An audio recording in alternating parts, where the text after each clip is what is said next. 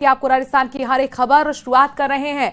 आज की बहुत बड़ी खबर के साथ दरअसल ब्रेकिंग न्यूज आपको देते हैं। प्रधानमंत्री नरेंद्र मोदी कल राजस्थान के बीकानेर से वीडियो कॉन्फ्रेंसिंग के जरिए देश भर के 103 पुनर्विकसित अमृत स्टेशन का उद्घाटन करेंगे। अमृत भारत स्टेशन योजना के तहत 2 साल से भी कम की अवधि में 103 रेलवे स्टेशन को पुनर्विकसित किया गया है, यानी कि रिनोवेट किया गया है। 190 करोड़ से ज्यादा की लागत से विकसित इन स्टेशन में स्थानीय संस्कृति, आधुनिक वास्तुकला और उत्कृष्ट यात्री सुविधा तीनों का एक तरीके से समन्वय है। तो वहीं इसके साथ ही पीएम मोदी एक प्रदेश के 25 विकास कार्यों का लोकार्पण भी और शिलान्यास करते हुए भी नजर आने वाले हैं। साथ ही पलाना में आपको बता दें कि जनसभा को संबोधित भी करना है। इसके लिए तैयारियों को अंतिम रूप दिया जा रहा है। सीएम भजनलाल खुद सभा स्थल की तैयारियों का निरीक्षण करने के लिए पहुंचे हुए हैं।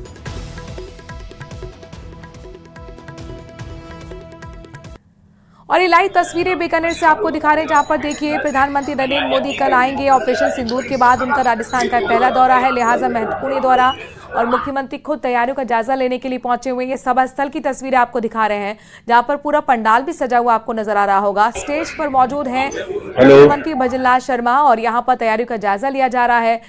आपको बता दें कि पालना में पीएम के सभा स्थल का निरीक्षण कर रहे हैं इस वक्त मुख्यमंत्री भजनलाल शर्मा। केंद्रीय कानून मंत्री अर्जुन मेघवाल भी उनके साथ मौजूद हैं। बीजेपी के प्रदेश अध्यक्ष मदन राठौर भी मौके पर मौजूद हैं।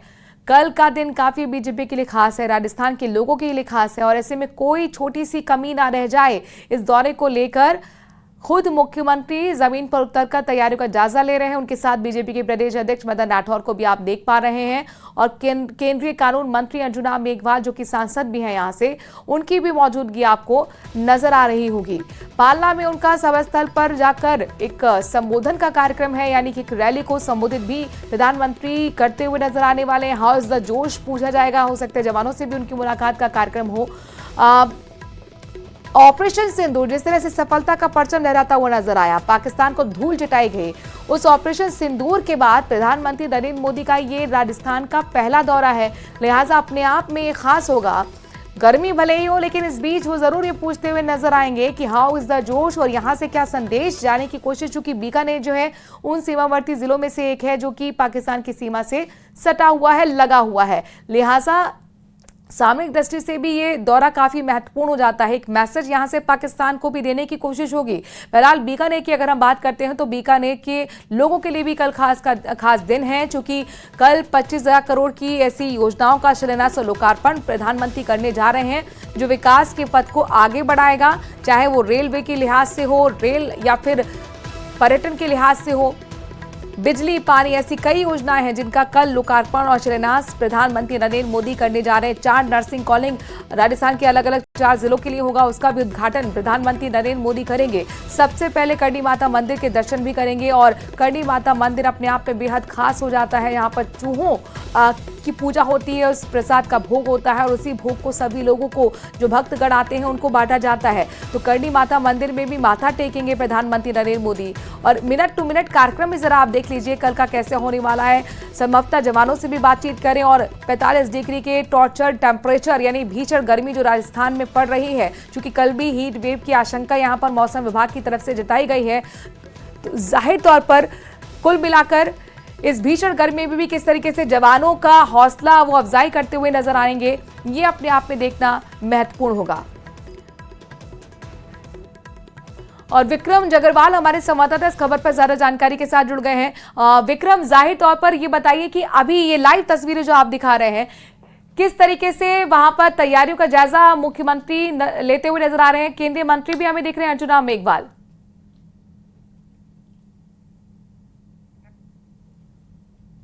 जी विक्रम, आपको ऑडियो मिल रहा है? ये सभा स्थल की तस्वीरें दिख रही हैं, आप देखिए कि किस तरह से वहां पर कुर्सी लगाई जा रही है, पूरी बैरिकेडिंग की गई है, और ये वहां पर मंच की भी हमने तस्वीर अपने दर्शकों को दिखाई है। महत्वपूर्ण होगा बीकानेर से, यहां से सभा स्थल से संबोधन के दौरान क्या संदेश यहां पर दिया जाएगा प्रधानमंत्री नरेंद्र मोदी की तरफ से, और बीकानेर के लिए ये महत्वपूर्ण दौरा इसलिए भी कहा जा सकता है, 25,000 करोड़ की योजनाओं का प्रधानमंत्री नरेंद्र मोदी लोकार्पण और शिलान्यास करते हुए नजर आने वाले हैं, जिसमें बीकानेर मुंबई एक्सप्रेस ट्रेन को हरी झंडी भी दिखाएंगे। देशनोक रेलवे स्टेशन है जो कि अमृत स्टेशन के तौर पर इसे जाना जाएगा, जो एक मिनी एयरपोर्ट से खूबसूरत कम नहीं लग रहा है। इसकी झलक खुद रेल मंत्री अश्विनी वैष्णव ने पोस्ट के जरिए भी दिखाई है। कुल मिलाकर राजस्थान के ऐसे 7 रेलवे स्टेशन हैं जिनको रिनोवेट किया गया है, उनको खूबसूरत बनाया गया है, वो भी समर्पित करते हुए नजर आएंगे प्रधानमंत्री नरेंद्र मोदी। 103 ऐसे अमृत स्टेशन हैं जिनको देश के लिए समर्पित करेंगे, उद्घाटन करेंगे प्रधानमंत्री नरेंद्र मोदी वीडियो कॉन्फ्रेंसिंग के जरिए। उनमें से राजस्थान के 7 स्टेशन हैं, जिसमें देशनोक भी एक ऐसा स्टेशन जाहिर तौर पर बीकानेर के लिए एक बड़ी सौगात होगी। बहुत खूबसूरत तरीके से उसे सजाया गया है, संवारा गया है, लोकल टच दिया गया है, यानी वास्तुकला का, शिल्पकला का इस्तेमाल किया गया है। और जो सुविधाएं एयरपोर्ट में मिलती हैं उससे कम सुविधाएं आपको नहीं मिलेंगी।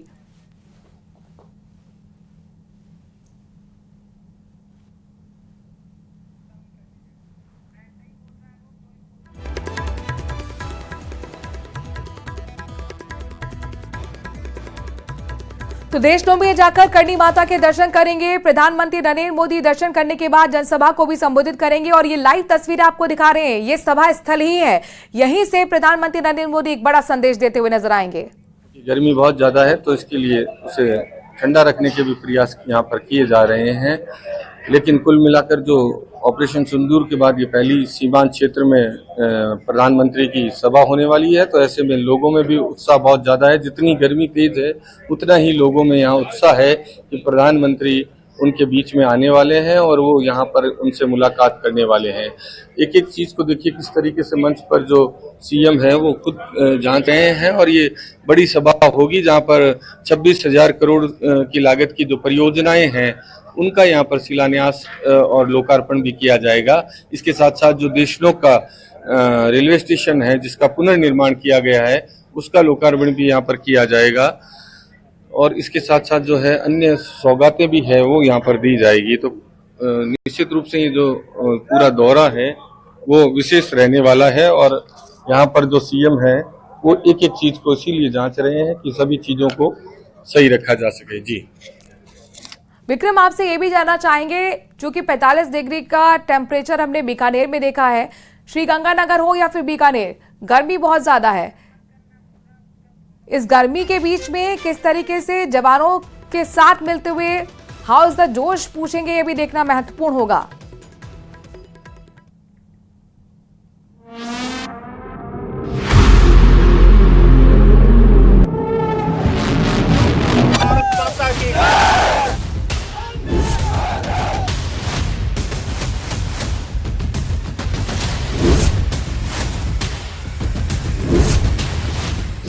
फिर होगा देश के जवानों का अभिनंदन।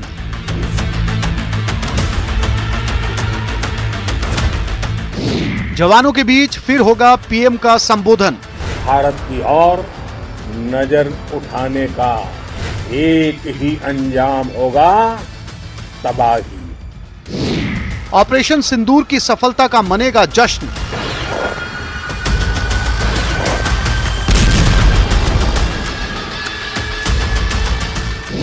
नाल एयरबेस पर जवानों के बीच होंगे पीएम।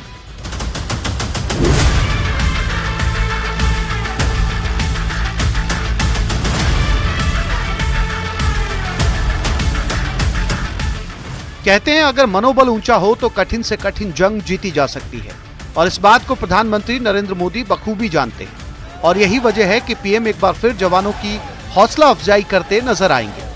22 मई को एक बार फिर पीएम मोदी जवानों के बीच होंगे बीकानेर के नाल एयरबेस पर। पीएम ऑपरेशन सिंदूर की सफलता के लिए देश के वीरों का अभिनंदन करेंगे। इससे पहले 13 मई को मंगलवार के दिन ही पीएम पंजाब के आदमपुर एयरफोर्स स्टेशन पर पहुंचे थे, जहां उन्होंने युद्ध के मोर्चे पर पाकिस्तान को मुंह तोड़ जवाब देने वाले सैनिकों के अदम्य साहस को सराहा था। 22 मई 2025 विशेष विमान से सुबह करीब 11 बजे नाल एयरपोर्ट पहुंचेंगे पीएम। उसके बाद नाल एयरपोर्ट से नाल एयरबेस जाएंगे, जहां जवानों से बातचीत कर उनकी हौसला अफजाई करेंगे। नाल एयरबेस से निकलने के बाद वो देशनोक के लिए रवाना होंगे। देशनोक में अमृत भारत स्टेशन योजना के तहत नव विकसित रेलवे स्टेशन समेत देश भर के 103 अन्य रेलवे स्टेशनों का वर्चुअल उद्घाटन करेंगे। इसके बाद पीएम मोदी देशनोक स्थित प्रसिद्ध करणी माता मंदिर में दर्शन करेंगे। करणी माता मंदिर से निकलने के बाद वो पलाना के लिए रवाना होंगे। यहाँ वो एक विशाल सार्वजनिक सभा को संबोधित करेंगे। उस अमृत भारत योजना के तहत आने वाले 22 तारीख को 103 स्टेशन का उद्घाटन माननीय प्रधानमंत्री करेंगे। वो देशनोक आ रहे हैं। देशनोक स्टेशन जहां हम सारे लोग खड़े हैं, इस स्टेशन का माननीय प्रधानमंत्री सशरीर उद्घाटन करेंगे।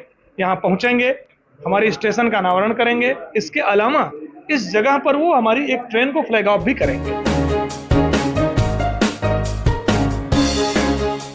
पीएम मोदी के दौरे को देखते हुए तैयारियां चाक चौबंद है। एयरपोर्ट से लेकर नव विकसित रेलवे पर काम तेजी से किया जा रहा है। पलाना में भी विशाल जनसभा की तैयारी की जा रही है। इस कार्यक्रम में रेल मंत्री अश्विनी वैष्णव और मुख्यमंत्री भजनलाल शर्मा भी हिस्सा लेंगे। पीएम के दौरे से पहले सीएम भजनलाल काफी एक्टिव हैं। तैयारियों की समीक्षा के लिए सीएम आवास पर बैठकों का आयोजन, सुरक्षा को लेकर विभागों को अलर्ट किया गया। पलाना गांव में कार्यक्रम स्थल का दौरा किया गया। गृह विभाग को सभी सुरक्षा पास और यातायात प्रबंधन संबंधी तैयारियों के निर्देश। कलेक्टर, एसपी और संभागीय आयुक्त को एयरपोर्ट, हेलीपैड और सभा स्थल पर सभी व्यवस्थाएं करने के निर्देश। नेताओं और कार्यकर्ताओं को जन भागीदारी बढ़ाने के निर्देश। देश की जनता में, इस इलाके की बॉर्डर एरिया की जनता में बहुत उत्साह है, क्योंकि प्रधानमंत्री जी इस सीमांत क्षेत्र के अंदर जनता की कुशल क्षेम पूछने के लिए कोई उन्होंने विकास के काम किए, उनका उद्घाटन शिलान्यास ये भी है। ऑपरेशन सिंदूर में नाल एयरबेस पर तैनात LCA तेजस MK-1A के पहले स्क्वाड्रन ने अहम भूमिका निभाई है। ऐसे में पीएम इस ऑपरेशन में शामिल भारतीय वायुसेना के जांबाज सैनिकों को उनकी शानदार सफलता के लिए व्यक्तिगत रूप से बधाई देने और उनका सम्मान करने आ रहे हैं।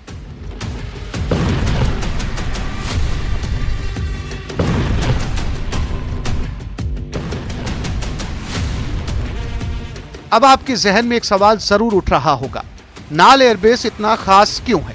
तो चलिए इससे जुड़े कुछ अहम तथ्यों की जानकारी आपको देते हैं। हाल ही में हुए ऑपरेशन सिंदूर में नाल एयरबेस ने महत्वपूर्ण भूमिका निभाई है, जिसमें पाकिस्तान के ठिकानों पर सटीक हमले किए गए थे। यह ऑपरेशन आतंकवाद के खिलाफ भारत की जवाबी कार्रवाई थी और नाल एयरबेस ने इस कार्रवाई में अपने ऑपरेशन तत्परता और क्षमता का प्रदर्शन किया। भारत पाकिस्तान के बीच तनाव के दौरान ये एयरबेस पाकिस्तान के निशाने पर था। हालांकि भारत की मजबूत वायु रक्षा प्रणाली, जिसमें S-400 जैसे मिसाइल डिफेंस सिस्टम भी शामिल है, इन हमलों को नाकाम कर दिया। बीकानेर का नाल एयरबेस पाकिस्तान के अंतर्राष्ट्रीय सीमा के करीब है। सीमा से करीबी होने के चलते ये अक्सर पाकिस्तान के निशाने पर रहता है। नाल एयरबेस भारतीय वायुसेना के नंबर 3 स्क्वाड्रन IAF, जिसे कोबरा भी कहा जाता है, उसका घर है। यह स्क्वाड्रन स्वदेशी रूप से विकसित HAL तेजस MK-1A लड़ाकू विमान का पहला स्क्वाड्रन है। किसी भी आपात स्थिति में यह एयरबेस तेजी से प्रतिक्रिया देने में सक्षम है। पहले यहाँ MiG-21 बाइसन भी तैनात थे। नाल एयरबेस केवल लड़ाकू विमानों के तैनाती का केंद्र नहीं है, बल्कि यहाँ भारतीय वायुसेना के पायलटों और अन्य कर्मियों को प्रशिक्षण भी दिया जाता है। अलग अलग तरह के सैन्य ऑपरेशन और प्रशिक्षण शिविर यहाँ आयोजित किए जाते हैं। इस एयरबेस में आधुनिक रनवे, हैंगर और अन्य आवश्यक लॉजिस्टिक सहायता मौजूद है, जो विभिन्न प्रकार के विमानों के संचालन और रखरखाव का समर्थन करती हैं।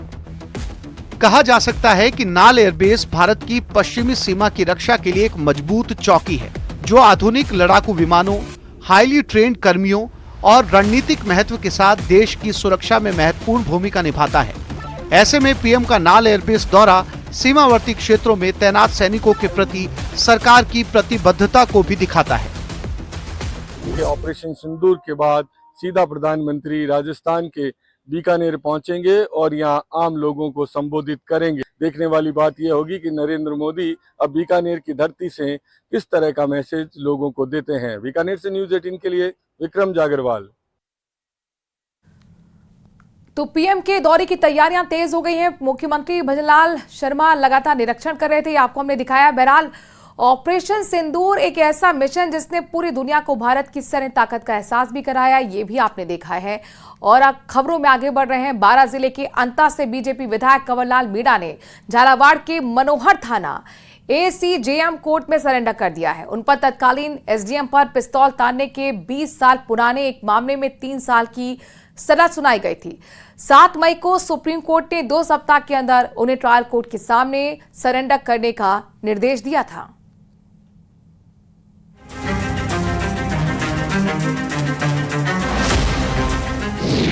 दांव पर कंवरलाल मीणा का राजनीतिक भविष्य। अंता विधायक कंवरलाल मीणा का सरेंडर।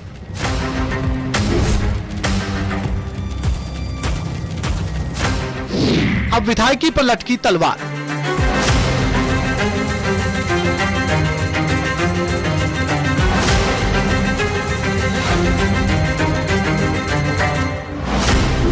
सुप्रीम कोर्ट के आदेशों के बाद ही सही 12 के अंता से विधायक कंवरलाल मीणा ने एसजीएम ट्रायल कोर्ट में न्यायिक मजिस्ट्रेट के सामने सरेंडर कर दिया। इस दौरान उनके वकील भी साथ थे। सरेंडर के बाद मीणा को अकलेरा उप कारागृह भेज दिया गया है।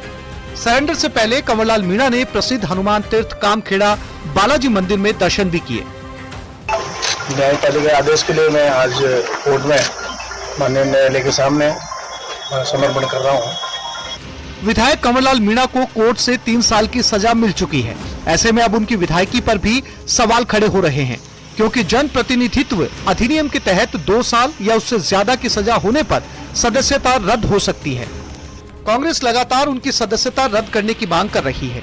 इस बीच कांग्रेस ने इस मामले में सुप्रीम कोर्ट जाने के संकेत दिए हैं। राजस्थान के अंदर सुप्रीम कोर्ट के फैसले के बावजूद भी एक विधायक अंता के विधायक माननीय कंवरलाल मीणा जी की सदस्यता 24 घंटे के अंदर खत्म होनी चाहिए थी। आज भी लिए बैठे हैं और फिर कहते हैं कि मैं संवैधानिक पोस्ट पे हूं, मेरी इज्जत करो, मैं निष्पक्ष हूं, मैं पारदर्शी हूं, मैं किसी का पक्षपात नहीं करता। आज इन्होंने निर्णय नहीं लिया तो हम सुप्रीम कोर्ट के अंदर जाएंगे और टीकाराम जूली इसकी रिट पिटीशन फाइल करेगा। मैं लड़ाई लड़ूंगा इसके सुप्रीम कोर्ट के अंदर। इसको कंटेम्प्ट के अंदर इनको हम लेके जाएंगे कि सुप्रीम कोर्ट का नियम भी ये नहीं मान रहे, तो जवाब फिर सुप्रीम कोर्ट में जाके देंगे। ये बात मैं कहना चाहूंगा। कांग्रेस हमलावर है, वहीं दूसरी तरफ विधायक ने खुद को बचाने की लाख कोशिशें की, लेकिन उन्हें सरेंडर करना पड़ा। मामला 3 फरवरी 2005 का है। कंवरलाल मीणा पर उप सरपंच चुनाव के बाद पुनर्मतदान की मांग को लेकर रास्ता रोकने और तत्कालीन एसडीएम रामनिवास मेहता पर पिस्टल तानने का आरोप है। उन पर एसडीएम को जान से मारने की धमकी देने, सरकारी काम में बाधा डालने, विभागीय फोटोग्राफर का कैमरा तोड़ने और जलाने की कोशिश करने का भी आरोप है। करीब 20 साल पहले झालावाड़ जिले के मनोहर थाना क्षेत्र के खाताखेड़ी उप सरपंच चुनाव मामले में तत्कालीन एसडीएम और प्रशिक्षु आईएएस को पिस्तौल दिखाकर धमकाने और राजकाज में बाधा के मामले में 12 जिले के अंता विधायक कंवरलाल मीणा को आज झालावाड़ जिले की मनोहर थाना एसीजेएम कोर्ट में सरेंडर करना पड़ा। निचली अदालत ने 14 दिसंबर 2020 को कंवरलाल मीणा को दोषी मानते हुए 3 साल की सजा और 25,000 रुपए का जुर्माना लगाया था। कंवरलाल मीणा ने फैसले के खिलाफ हाईकोर्ट में अपील की, लेकिन 1 मई 2025 को कोर्ट ने उनकी सजा को बरकरार रखा और उन्हें तत्काल सरेंडर करने का आदेश दिया। इसके बाद मीणा ने सुप्रीम कोर्ट में विशेष अनुमति याचिका दायर की। सुप्रीम कोर्ट ने 7 मई 2025 को उनकी याचिका खारिज कर दी और उन्हें 2 सप्ताह के भीतर ट्रायल कोर्ट के सामने आत्मसमर्पण करने का निर्देश दिया। जिसके बाद आज सरेंडर की अंतिम तिथि को कंवरलाल मीणा ने मनोहर थाना एसीजेएम कोर्ट पहुंचकर न्यायिक मजिस्ट्रेट के समक्ष आत्मसमर्पण कर दिया, जिसके बाद उन्हें अकलेरा जेल भेज दिया गया। अब इस सारे मामले में विधानसभा स्पीकर वासुदेव देवनानी उनकी विधायकी पर अगला फैसला करेंगे। तरुण शर्मा, न्यूज़ 18 झालावाड़।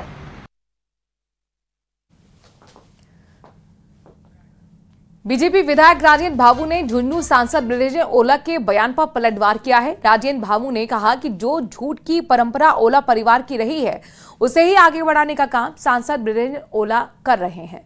पिछले 10 साल में सांसद ब्रजेंद्र ओला 2 बार विधानसभा के सदस्य रहे और 1 बार तो मंत्री रहे। अगर वो चाहते तो उनके मन में विकास का विजन होता तो पुलिस लाइन के पास निर्माणाधीन पुलिया का काम भी बंद नहीं होता और अब तक पुलिया बनकर तैयार भी हो जाती। ब्रजेंद्र ओला झूठा श्रेय लेने के लिए पुरानी बातों को नया बताकर झूठ परोस रहे हैं, जबकि सच ये है कि अब मेरे प्रयासों से पुलिया का निर्माण होगा। जी ओला ने ये बताया झुंझुनू की जनता को कि सालों साल से लंबित पड़े ब्रिज के लिए मैं अभी प्रयासरत हूँ और उसके प्रपोजल रेलवे को भिजवाए जा रहे हैं। तो मैं माननीय से निवेदन करना चाहूँगा कि वो इस तरह के झूठी और अंधे प्रचार करके सस्ती लोकप्रियता हासिल करने की कोशिश नहीं करें, जबकि वास्तविकता ये है कि उपचुनाव के समय मैंने और हमारे यशस्वी मुख्यमंत्री भजन लाल जी ने ये घोषणा की थी कि पिछले 20 साल से जो जनप्रतिनिधि उदासीनता के कारण झुंझुनू विधानसभा पिछड़ी हुई है, उसको चंद महीनों में हम लोग विकास के इतने कार्य करेंगे तो अग्रिम पंक्ति में होगा। और खबर जयपुर से है, जहां पर सीएम भजनलाल शर्मा की मां की तबीयत खराब होने की खबर सामने आई है। बताया जा रहा है कि सीएम भजनलाल शर्मा की मां गोमती देवी को सांस लेने में तकलीफ हुई, जिसके बाद उन्हें तुरंत एसएमएस अस्पताल लाया गया।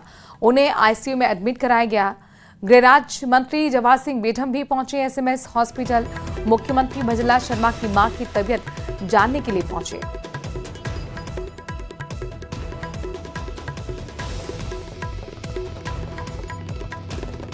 तो डॉक्टरों की विशेष टीम की निगरानी में उनका इलाज चल रहा है। इस वक्त वो आईसीयू में भर्ती हैं, एसएमएस अस्पताल में भर्ती हैं। तबीयत बिगड़ने के बाद उन्हें यहां लाया गया था। जवाहर सिंह बेढम भी मुख्यमंत्री की मां का हालचाल जानने के लिए पहुंचे। बहरहाल खबरों में आगे बढ़ते हैं। प्रदेश सरकार को हर मुद्दे पर घेरने में कांग्रेस कोई कसर नहीं छोड़ रही। ऐसे में एक बार फिर एसआई भर्ती परीक्षा को लेकर कांग्रेस प्रदेश अध्यक्ष गोविंद सिंह डोटासरा ने सरकार पर तंज कसा है। रिपोर्ट देखिए।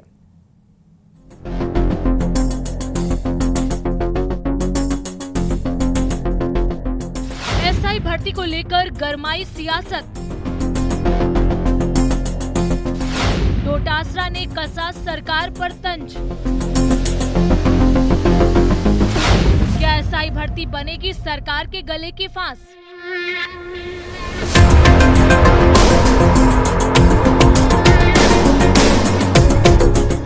ऐसा लग रहा है जैसे गहलोत राज में आयोजित हुई सब इंस्पेक्टर भर्ती सरकार के गले की फांस बन गई है। कांग्रेस इस मुद्दे पर सरकार को घेरने में कोई भी मौका नहीं छोड़ रही है। इस भर्ती परीक्षा रद्द करने के लिए खूब आंदोलन भी हो रहे हैं, लेकिन अब एक बार फिर कांग्रेस प्रदेश अध्यक्ष गोविंद सिंह डोटासरा ने सरकार पर तंज कसा है। आप धोखा कर रहे हो, आप पाप कर रहे हो युवाओं के साथ में। अगर ये निर्णय जो ये कह रहे हैं कि एसआई भर्ती का पेपर लीक हो गया, इसका निर्णय सरकार कर देती तो कोई भी निर्णय होता दोबारा हो करके, अगर ये दोबारा होती या दूसरी नई भर्ती होती और उसके बाद में नए थानेदार नहीं आ जाते क्या?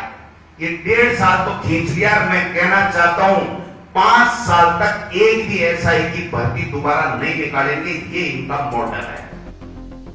दरअसल मौका जयपुर कांग्रेस प्रदेश मुख्यालय में आयोजित पूर्व प्रधानमंत्री राजीव गांधी की पुण्यतिथि का था, जिसमें पूर्व मुख्यमंत्री अशोक गहलोत, नेता प्रतिपक्ष टीकाराम जूली, कांग्रेस प्रदेश अध्यक्ष गोविंद सिंह डोटासरा समेत तमाम कांग्रेस के नेता मौजूद रहे।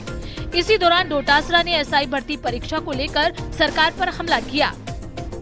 डोटासरा ने सरकार की चुटकी लेते हुए कहा कि हमारी सरकार थी तो कांग्रेस को खूब बदनाम किया। अब जब खुद की सरकार आई तो मुख्यमंत्री कुछ कह रहे हैं, किरोड़ी लाल मीणा कुछ कह रहे हैं। इस दौरान डोटासरा ने गंभीर आरोप लगाते हुए कहा कि अगर एसआई भर्ती परीक्षा रद्द की जाती है तो क्रेडिट किरोड़ी को मिलेगा, इसलिए सरकार एसआई भर्ती को रद्द नहीं करना चाहती। सरकार को बेरोजगारों के हित की कोई चिंता नहीं है। एसआई भर्ती की परीक्षा है, उधर किरोड़ी जी कुछ ही कह रहे हैं, उधर एसओजी कुछ ही कह रही है, हाई कोर्ट डांटी फटका रहा है, मंत्रिमंडल की उप समिति कुछ ही कह रही है, और भाई साहब मस्त होकर के हेलीकॉप्टर में घूम रहे हैं कि मजे लो, जो होगा सो राम रचिरागा। तो भाई साहब फिर आपको क्यों बनाया, ये बताओ। एसआई भर्ती परीक्षा पर सरकार क्या निर्णय लेती है ये तो आने वाला समय ही बताएगा, लेकिन अभी कांग्रेस इस मुद्दे को लेकर सरकार को घेरने में कोई कमी नहीं छोड़ रही है। Bureau report, news 18।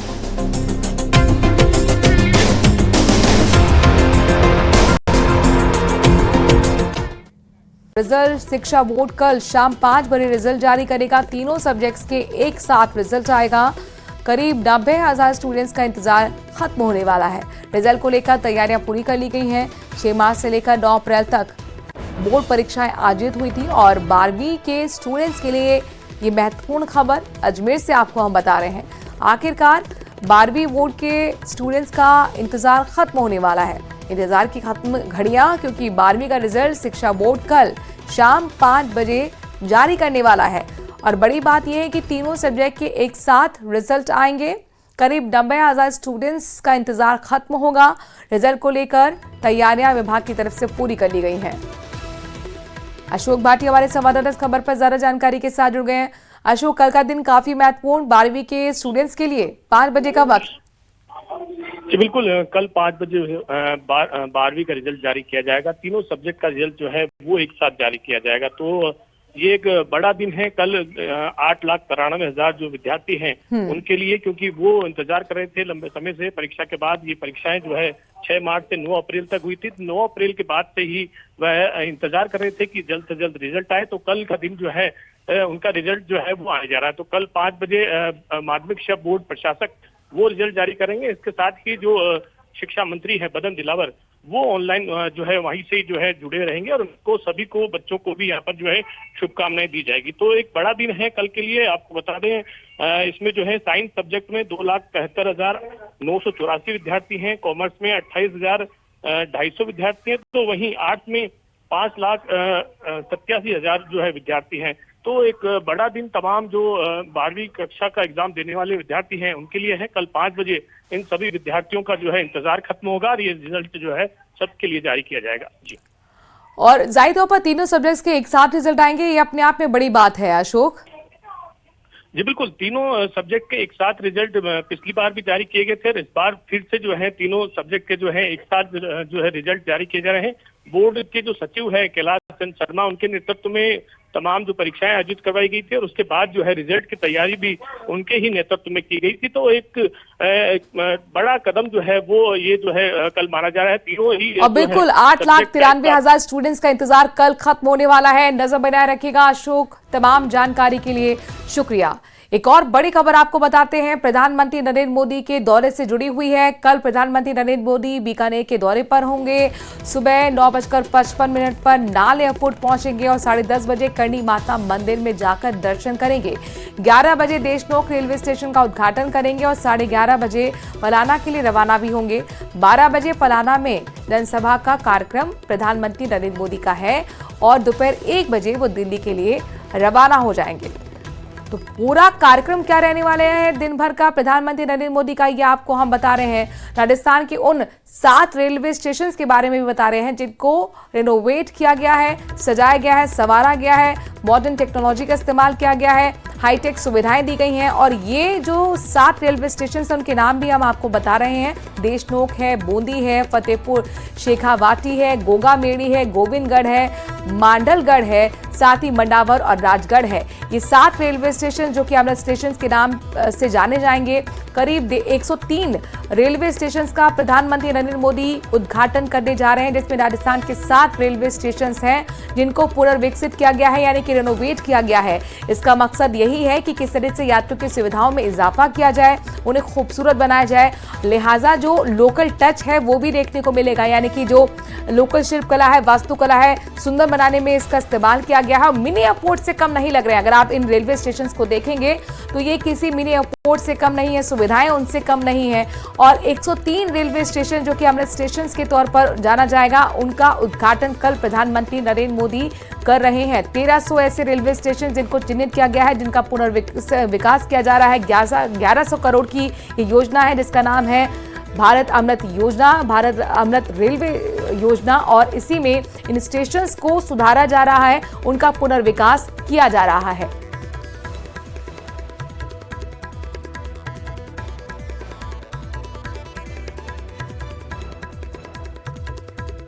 जयपुर से बड़ी खबर आपको बताते हैं। जयपुर मेट्रो फेज 2 को हरी झंडी मिल गई है। मुख्यमंत्री भजनलाल शर्मा ने डीपीआर को मंजूरी दी।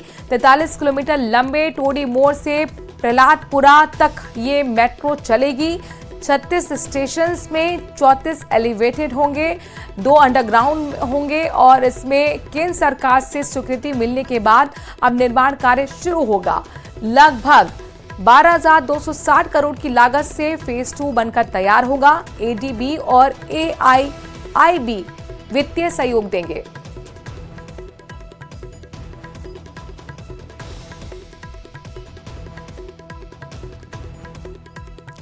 चित्तौड़गढ़ के बेगू के वार्ड 25 में दूषित पेयजल सप्लाई से उल्टी दस्त के प्रकोप के बाद विधायक सुरेश धाकड़ और डीएम आलोक रंजन मौके पर पहुंचे। धूलखेड़ा से उपजिला अस्पताल पहुंचे विधायक धाकड़ को करीब 15 मिनट डीएम का इंतजार करना पड़ा तो विधायक उन पर बरस पड़े।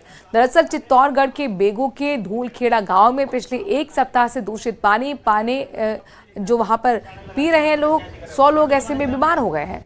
इनमें से एक बुजुर्ग की मौत तक हो चुकी है तो वहीं कई लोगों का अस्पताल में इलाज चल रहा है। इस बीच बेगू विधायक डॉक्टर सुरेश धाकड़ और कलेक्टर आलोक रंजन अस्पताल का निरीक्षण करने के लिए पहुंचे थे।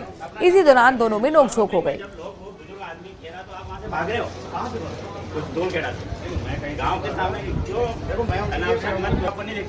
खबर जयपुर से है। यहाँ पर आमेर में दिन दहाड़े एक बुजुर्ग महिला से लूट की वारदात सामने आई है। बदमाशों ने वृद्ध महिला को लिफ्ट देने के बहाने बाइक पर बैठाया और गले से चेन तोड़कर फरार हो गए। यहाँ पर पास में लगे सीसीटीवी कैमरे में बदमाशों की तस्वीर भी कैद हो गई जो महिला को बाइक पर बैठाकर लेते जाते हुए नजर आए हैं।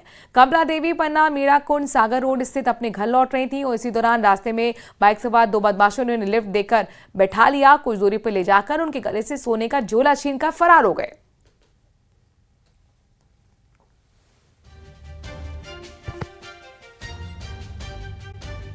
डॉक्टर डेथ के नाम से मशहूर कुख्यात सीरियल किलर देवेंद्र शर्मा को दिल्ली पुलिस की क्राइम ब्रांच ने दौसा से गिरफ्तार कर लिया है। वो पिछले 2 साल से फरार था और दौसा के ही एक आश्रम में फर्जी पहचान पत्र के साथ पुजारी के भेष में रह रहा था।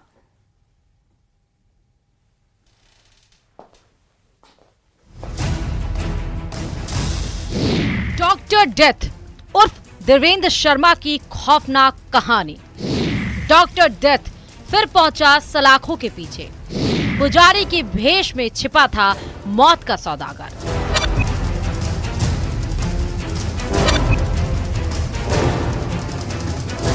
नब्बे के दशक में अपराध की दुनिया में कदम रखने वाला डॉक्टर डेथ यानी देवेंद्र शर्मा 2 साल की फरारी के बाद एक बार फिर दिल्ली पुलिस की क्राइम ब्रांच की गिरफ्त में है। देवेंद्र शर्मा को क्राइम ब्रांच ने उस वक्त धर दबोचा जब उसने अपना मोबाइल फोन चार्ज करने के लिए ऑन किया। डॉक्टर डेथ उर्फ सीरियल किलर उम्र कैद के मामले में पैरोल मिलने पर फरार हुआ था और मौत का सौदागर दौसा के एक आश्रम में पुजारी के भेष में छिपा था। डॉक्टर डेथ पर लगभग 100 से ज्यादा हत्याओं का आरोप है जबकि 21 मामले दर्ज किए गए हैं। देवेंद्र शर्मा नामक एक शातिर अपराधी को राजस्थान के दौसा से गिरफ्तार किया है। देवेंद्र शर्मा पर अपहरण, हत्या, अंगों की तस्करी और अंगों को मगरमच्छ में खिला देने का आरोप है। वह लोगों को अपहरण करता था, उसके बाद उनके अंगों को निकाल करके उनकी तस्करी करता था, साथ ही साथ बचे हुए अंगों को वह मगरमच्छ को खिला देता था। 2023 में वह पैरोल पर छूटा था और उसके बाद से लगातार वह गायब था। दिल्ली पुलिस ने उसे राजस्थान के दौसा से गिरफ्तार किया जहां वह साधु के भेष में रह रहा था। दिल्ली पुलिस ने उसे तब पकड़ा जब उसने अपने मोबाइल को फिर से रिचार्ज किया और उसके बाद दिल्ली पुलिस की क्राइम ब्रांच ने उसे राजस्थान के दौसा से गिरफ्तार कर लिया। मूल रूप से उत्तर प्रदेश के अलीगढ़ का रहने वाला खूंखार सीरियल किलर एक आयुर्वेदिक चिकित्सक है और इसने 1984 में बिहार से bachelor of Ayurvedic medicine and surgery की डिग्री हासिल की थी। अब सवाल ये कि आखिर एक डॉक्टर कैसे अपराध की दुनिया का बादशाह बना, तो चलिए इस रात से भी पर्दा उठाते हैं। पुलिस की माने तो देवेंद्र का आपराधिक इतिहास काफी लंबा है। उसने 1994 में अपराध की दुनिया में कदम रखा। एक गैस एजेंसी घोटाले में 11 लाख रुपए का नुकसान होने के बाद रखा कदम। इसके बाद उसने 1995 में अलीगढ़ में अपनी एक फर्जी गैस एजेंसी खोली। अवैध गैस एजेंसी चलाने और सिलेंडर के लिए वो गिरोह के साथ मिलकर ट्रकों को लूटने लगा और ट्रकों और टैक्सियों को लूटने के बाद ड्राइवरों की जहां हत्या कर दी जाती वहीं उनके वाहनों को बेच दिया जाता और सबूत मिटाने के लिए शवों को कासगंज के मगरमच्छों से भरे तालाबों में फेंका जाता था। उसने कथित तौर पर 50 से ज्यादा लोगों की हत्या की बात कबूल की है। कार्रवाई पूरी गुप्त कार्रवाई रही। राजस्थान की पुलिस को बिल्कुल भी इस मामले में जानकारी नहीं थी। दौसा पुलिस हो चाहे राजस्थान की पुलिस हो, जो आरोपी देवेंद्र शर्मा को दिल्ली क्राइम ब्रांच की पुलिस लेके गई तो पुलिस को बिल्कुल भी जानकारी नहीं थी, स्थानीय पुलिस को, और पूरी तरह गुप्त कार्रवाई से इसको पूरे जो ऑपरेशन है इसको अंजाम दिया गया। जो आरोपी है देवेंद्र शर्मा वो हत्याएं करता था और हत्या करने के बाद जो शव है उसको मगरमच्छ को खिला देता था और उसके जो अंग थे उनको अंगों को बेचने का काम करता था, किडनी जो ट्रांसप्लांट, अवैध रूप से किडनी ट्रांसप्लांट का रैकेट चलाता था, यानी अपराध की दुनिया का बड़ा नाम था। राजस्थान, उत्तर प्रदेश, दिल्ली, हरियाणा, अनेक राज्यों में उसने हत्याओं की वारदातों को अंजाम दिया। इसके बाद भी क्राइम की दुनिया में डॉक्टर डेथ के कदम यही नहीं थमे। इसके बाद 1998 से 2004 के बीच उसने एक अवैध किडनी ट्रांसप्लांट रैकेट चलाया, जिसमें उसने 125 से ज्यादा अवैध किडनी ट्रांसप्लांट कराए। उसने जयपुर के बांदीकुई में 1984 से लेकर करीब 11 साल तक जनता हॉस्पिटल और डायग्नोस्टिक के नाम से क्लिनिक चलाया। दिल्ली, राजस्थान और हरियाणा में कई हत्याएं कर चुका है सीरियल किलर देवेंद्र शर्मा। साल 2004 में किडनी रैकेट और सीरियल किलिंग के मामले में पहली बार गिरफ्तार किया गया था। हत्या, अपहरण और लूट समेत 27 से ज्यादा मामलों में आरोपी डॉक्टर डेथ को दिल्ली, राजस्थान और हरियाणा में 7 अलग अलग मामलों में आजीवन कारावास की सजा सुनाई गई। गुड़गांव की एक अदालत ने उसे एक टैक्सी चालक की हत्या के लिए मौत की सजा भी सुनाई थी। यह पहली बार नहीं जब देवेंद्र शर्मा पैरोल पर छूटने के बाद फरार हुआ है। 28 जनवरी 2020 देवेंद्र शर्मा को 20 दिन की पैरोल मिली थी, लेकिन वो 7 महीने तक फरार रहा, जिसके बाद जुलाई 2020 में उसे दिल्ली में पकड़ा गया। अगस्त 2023 वह फिर एक बार पैरोल पर बाहर आया और तब से फरार चल रहा था। इस बार वह करीब 2 साल तक फरार रहा। जब 2 साल से पैरोल के दौरान फरार हुआ तो ये किस किस लोगों से मिला, इसकी फरारी कटवाने में कौन कौन लोग सहयोग थे, इस दौरान इसने और कोई अन्य हत्याकांड को अंजाम दिया या नहीं दिया, ये पूरे मामले की पुलिस अब दिल्ली की क्राइम ब्रांच पुलिस पूछताछ कर रही है। लेकिन पुलिस की इस कार्रवाई से एक बात तो स्पष्ट है कि अपराधी कितना भी शातिर हो, लेकिन पुलिस की नजरों से बच नहीं सकता। आशीष शर्मा, न्यूज़ 18, दौसा।